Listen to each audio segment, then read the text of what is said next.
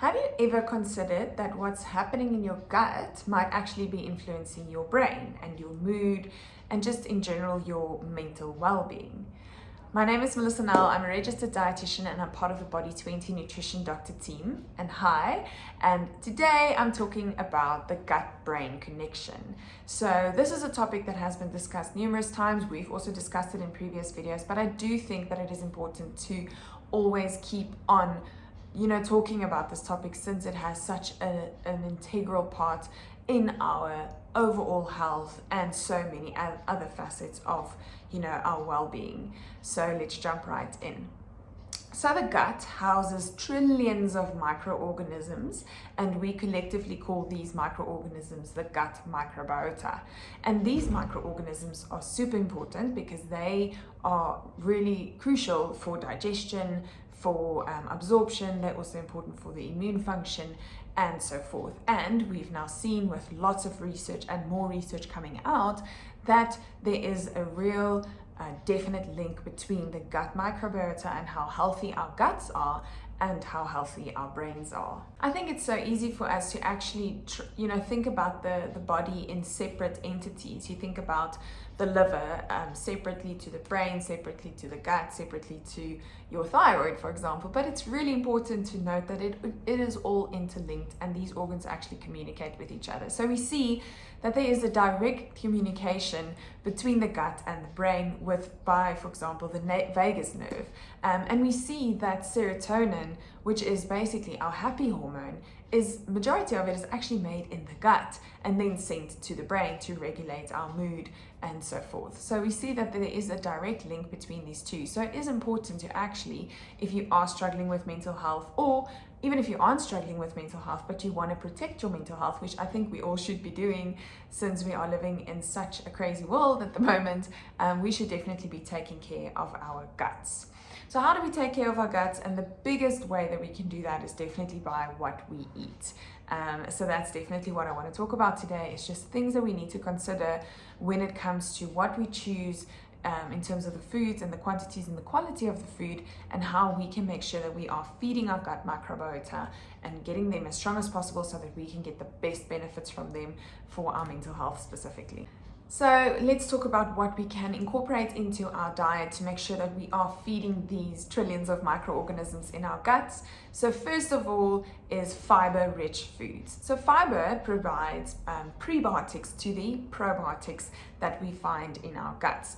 So this would be things that's whole grain, for example, or your fruits and vegetables, your nuts and your seeds, things that have a lot of roughage on it. When you buy something from the store that has packaging on it, look at the label.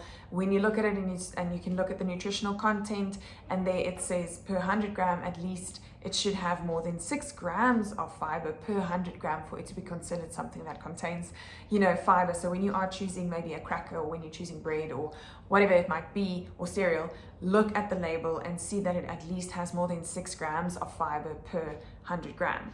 And make sure that you are incorporating a variety of foods in your diet that are fiber rich, like I've mentioned already: fruits and vegetables, legumes, nuts and seeds, and typically your minimally processed foods. That leads me to my second point, that we see that things that are very processed and the almost convenience types of foods often are lower in fiber, and they often also are higher in other ingredients that aren't as beneficial for our gut microbiota. So make sure that you are going for more more of the natural types of foods. In saying that, I mean the minimally processed things that aren't that aren't just going to go through the body and not provide any nutrients. So make sure you are sticking to the basics, trying to prepare foods fresh if you can. Frozen is fine, but not always going for things on the shelf and the convenient types of foods. So if you are, pushed for time and you don't really have time to cook a meal every single night, I do recommend that you meal prep maybe over the weekend, so that you can just put a few things together throughout the week that are rich in fiber, because we know that feeds the microbiota. Another thing is, of course, fermented foods. So fermented foods actually provide probiotics. They provide the good bacteria to the gut. And these fermented foods would be things like kimchi, kefir, kombucha, yogurt, for example. So trying to incorporate some of those foods into your diet is also a good idea. If you are for some reason not fond of those ingredients, or you don't see them incorporating, or see that you are going to be able to incorporate them into your diet, a probiotic might actually be beneficial to you. So this also often opens up a can of worms, because there is so many different probiotics on the market. And the reason for that is because there's so many different strains of probiotics, and we do see in the research that certain strains, are more effective for certain, medical conditions. Let's say you do suffer from IBS, or maybe you do suffer from allergies, or whatever the case may be. If that is the case, and you do feel like you would like a more targeted probiotic, I do recommend that you talk to your doctor, or chat to us, and we can see how we can refer you for that. But in general, if you just want a broad spectrum probiotic because you feel like you'd like to incorporate that into your supplement regime, I do recommend that you go for a brand that has at least 1 billion CFUs. So CFU is the measure that it's measured in, so you can turn the bottle around, look at the back, and you can see whether it has at least 1 billion CFUs. If it doesn't have 1 billion CFUs collectively, then it's not worth your time and your money. So you will see that these probiotics often do end up being a lot more expensive. So just be mindful when you do use them. You don't necessarily need to use them permanently and consistently. Maybe if you want, you can use it for like 3 months every single day, just to build up that colony in your gut, and then from there just maintain it, maybe by taking it 2 or 3 times a week. That's also an option that you can look at. So yeah, like I've mentioned, it is super important for us to protect our guts and to make sure that we are feeding our guts optimally, giving the microorganisms or the probiotics the food that they need to actually multiply and become more and colonize the gut, so that we can get the benefits from them in terms of the digestion, immune function, of course the serotonin production, and also that mood regulation almost that we see because of the gut-brain communication that's so direct.